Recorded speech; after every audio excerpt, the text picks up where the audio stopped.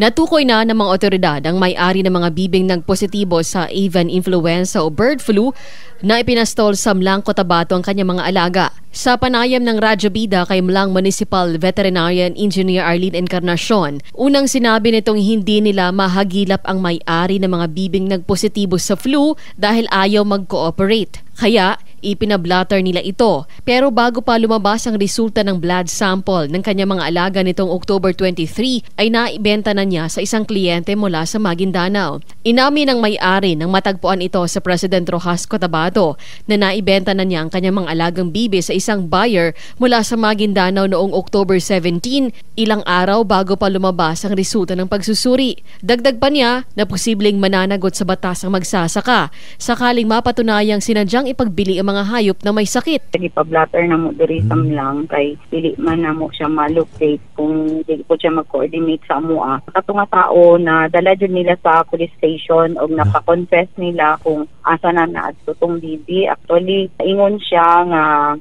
katong nga bibi, so nabaligya na to niya sa taga Maguindanao. Ang province sa Maguindanao na po ang nagapangita asa na to siyang bibi. Patuloy naman ang pagpapatupad ng no movement policy sa bayan upang mapigilan ang pagpasok at paglabas sa mga poultry animals habang nagpapatuloy ang surveillance ng ilang mga poultry farm owners. Cherry May Exim Tapia, NDBC, Bida Balita.